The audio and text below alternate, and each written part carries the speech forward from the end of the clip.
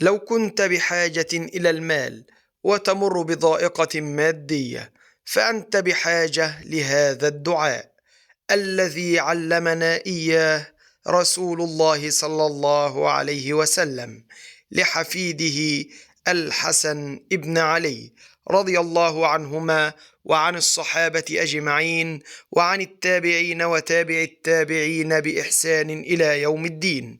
ولكن قبل التعرف على هذا الدعاء، رجاء من إخواني الاشتراك بالقناة ومشاركة هذا الفيديو لكي تعم الفائدة للجميع، وترك تعليق بالصلاة والسلام على سيدنا وحبيبنا رسول الله صلى الله عليه وسلم، الذي أرسله الله لنا هاديا وبشيرا ونذيرا.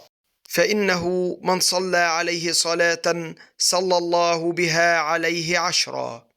ورد عن سيدنا الحسن ابن علي رضي الله عنهما أن معاوية كان يرسل له نصيبه كل عام 100,000. وفي سنة من السنين تأخر معاوية رضي الله عنه في إرسال العطاء لسيدنا الحسن ابن علي، فقال الحسن: فهممت أن أكتب إليه لأذكره بنفسي، ثم ألهمت أن أصلي على جد رسول الله صلى الله عليه وسلم، فغلبني النوم، فقال: رأيت رسول الله صلى الله عليه وسلم وهو يقول لي: كيف حالك؟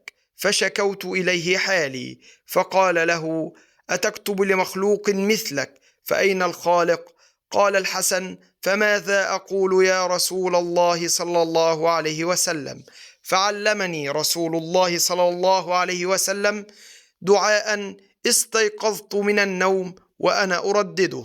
قال: اللهم اقذف في قلبي رجاءك، واقطع رجائي عمن سواك، حتى لا أرجو أحدا غيرك. اللهم ما ضعفت عنه قوتي وقصر عليه عملي، ولم تنتهي إليه رغبتي، ولم تبلغه مسألتي، ولم يجري على لساني، ولم يخطر على بالي مما أعطيته أحدا من الأولين والآخرين، فخصني به يا رب العالمين. فقال الحسن رضي الله عنه: التزمت هذا الدعاء بضع ساعات، حتى أرسل لي معاوية رضي الله عنه 500,000، مع أن نصيبه 100,000 فقط.